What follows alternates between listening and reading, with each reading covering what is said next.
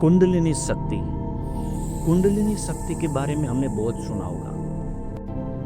बहुत सा साहित्य, यूट्यूब पर बहुत से वीडियो, बहुत कुछ उसके बारे में जानने को मिलता है। लेकिन कुंडलिनी शक्ति है क्या, उसे जगाएं कैसे?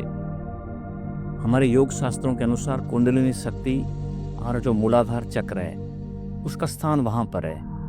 उस सर्पिल आकार में एक सूक्ष्म शक्ति होती है। शरीर की ऊर्जा का जो पावर केंद्र कहते हैं वही कुंडलिनी शक्ति है। कुंडलिनी शक्ति अगर जागृत हो गई तो वो इंसान को महाब्रह्मचारी, महाबुद्धिमान, विद्वान, महान विद्वान, हर एक विषय का ज्ञाता बना सकती है। लेकिन कुंडलिनी शक्ति को जगाए कैसे? हालांकि जो बात पढ़ने में या देखने में सही सरल लगती है वो इतनी सरल है नहीं।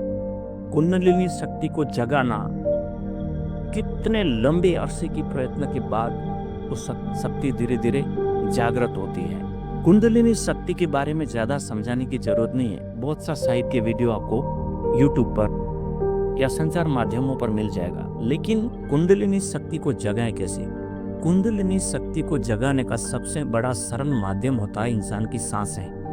प्राणायाम के माध्यम से, योग के माध्यम से हम धीरे धीरे कुंडलिनी शक्ति को एक लंबे अभ्यास के बाद जागृत कर सकते हैं। धीरे धीरे आप अपनी सांस को नीचे खींचिए, हो सके तो उसे नाभि केंद्र के पास ले जाने का प्रयत्न करिए। इस तरह से आप धीरे धीरे सांस को अंदर लीजिए और धीरे धीरे सांस को बाहर निकालिए।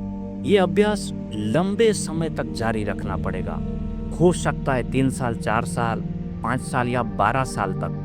हमारे योग शास्त्रों में हमारे योगियों ने 12 साल का एक पुरस्चरण बताया कि इतने समय में इंसान अपनी शक्ति को, कुंडलिनी शक्ति को जगा सकता है। योग की अवस्था में भी 12 सालों का बहुत ही बड़ा महत्व होता है। लेकिन इंसान धीरे धीरे आधा घंटा, 2 घंटे सांसों पर जितना ध्यान केंद्रित करेगा, सांसों को जितनी गहन बनाएगा, सांस जैसे ही ऊपर आएगी, सांस अंदर जाएगी, सांस नाभि केंद्र को स्पर्श करेगी या उससे भी नीचे जाएगी, तो जैसे सांस बाहर आएगी धीरे धीरे शरीर में एक झनझनाहट होगी। और इस लंबे अभ्यास से इंसान अपनी कुंडलिनी शक्ति को जगा सकता है। कोई 1-2 दिन, 1-2 साल में ये नहीं संभव हो पाएगा। इसके लिए धैर्य चाहिए, संयम चाहिए और एक लंबा अभ्यास चाहिए।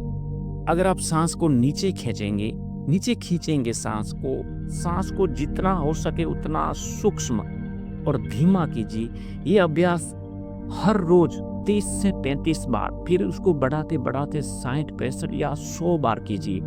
तो आप देखेंगे 3-4 साल या 5 साल के बाद धीरे धीरे कुंडलिनी शक्ति अपने आप ही जागृत होगी। यही सबसे बड़ा माध्यम है। हो सकता है हमें ये लंबा अरसा लगे कि इतना लंबा समय, लेकिन लंबे समय के अभ्यास के बिना वो सूक्ष्म शक्ति को जगाना संभव नहीं है। सूक्ष्म शक्ति के जागने के बाद ही हमें पता चलता है कि हमारे जीवन का कितना महत्व है।